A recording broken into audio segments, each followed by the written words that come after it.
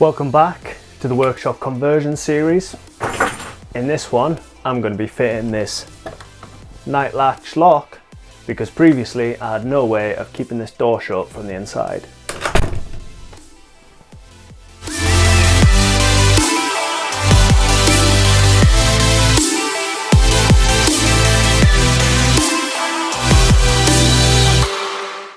We're going to be fitting this night latch lock to this door because at the minute it's got no way of shutting it from the inside, and all we've got on the outside is just a basic latch and a padlock. So we're going to fit this so we can have it shut from the inside and then it'll be unlockable from the outside just using a key. A little bit quicker to get into than mess around with the latch and the padlock.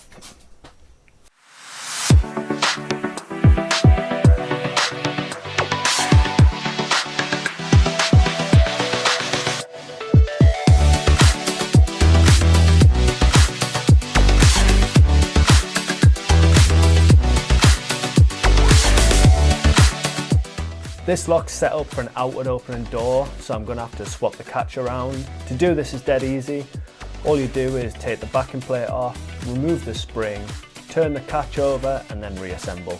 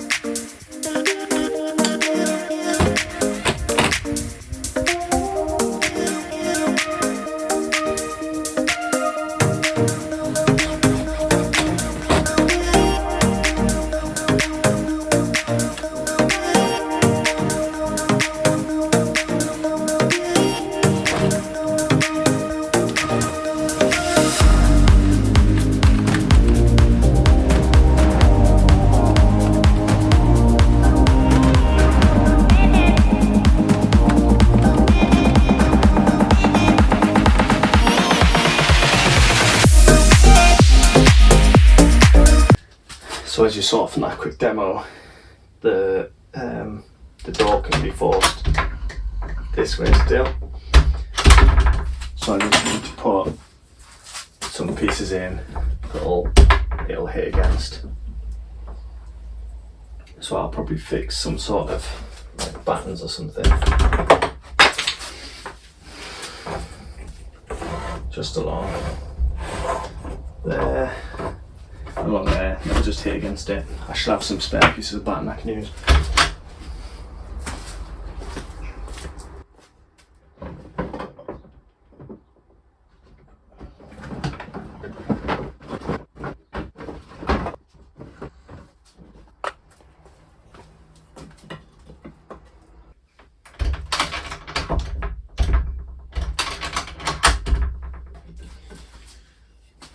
Pre-drilled and everything.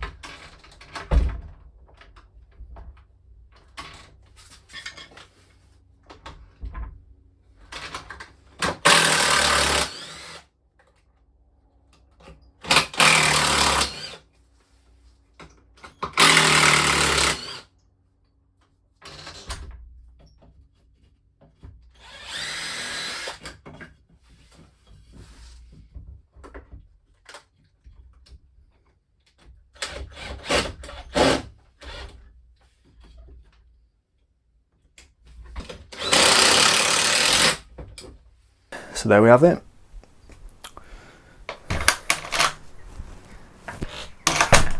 Door that can be shut and latched from the inside now, whereas before that was the best you had. Pull it shut and just bounced out. Saves messing around with the padlock and stuff as well. And this pretty rubbishy latch, which I'll obviously keep. And yeah, key to undo it, nice and quick, nice and easy. Look, it's obviously not the most secure door. It's like 140 odd years old. It doesn't even fit the door frame, but this is just a little workshop. These doors are nice, I don't want to get rid of them, the original ones. If someone really wanted in here, they kick the door down, but yeah. So like I say, it wasn't particularly for security, it was just to make it a bit more practical so that I could keep the door shut. Now that's all fitted and working, I just need to touch up the paint on the door.